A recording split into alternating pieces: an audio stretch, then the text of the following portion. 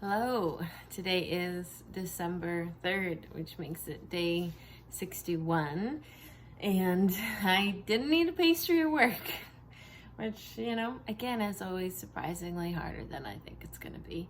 But I got through the day and didn't have a hiccup, which is great, and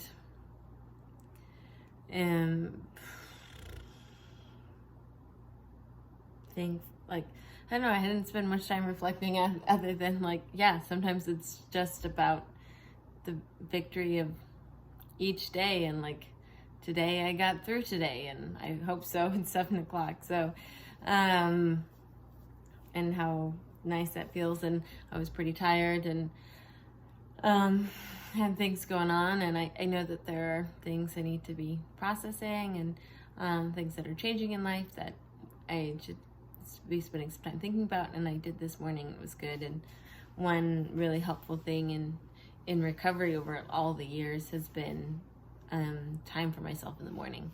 I spend time, just like an hour, if I just have an hour of me time, writing and thinking and reading, drinking a cup of coffee, then it really does make a difference. And I don't get that when I'm doing an open shift because it's already so early, but it is helpful, and to really have that reflective time.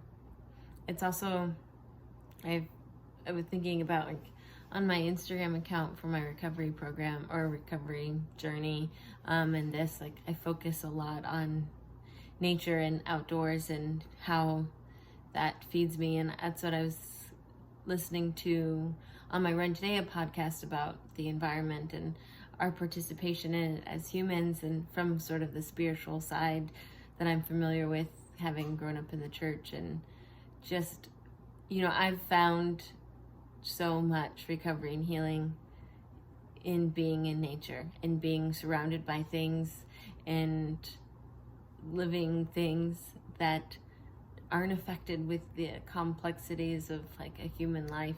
Not to say that they're less than, I need them. I need what they offer me. I need the way that they live. I need the ducks landing on the water, and the forest, and through its process of living. And I need the air that the trees are purifying, and I need the ocean and the sunrise and the sunset, and just the feeling of grass and being on the trail, seeing otters or seals, harbor seals in the bay.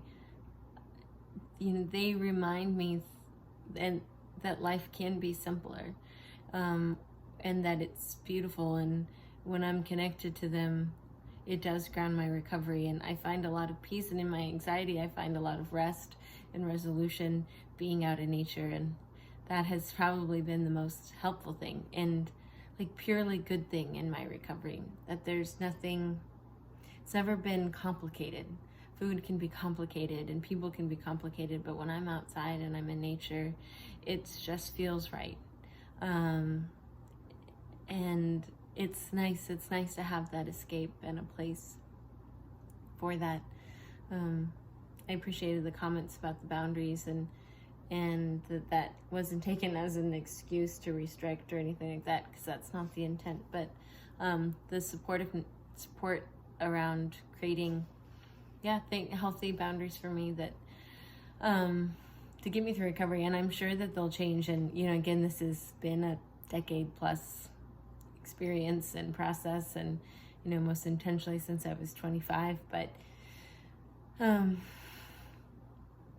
there are things that are static, things that have been really helpful, and there are people that have been really helpful, and there are things that kind of come and go. And there are ways that that I find recovery, that they only serve me in a moment, and that might be watching what I eat after dinner, or the type of meals that I eat, or who my dietitian is and who I meet with, and all those things can change, but there are some static things, and nature's definitely been one of those constants in my life that, regardless of what I'm doing and how I'm feeling, I know I have a place that is grounding, and that allows me the space to think about the other things and start the process of going through whatever it is that's giving me a hard time.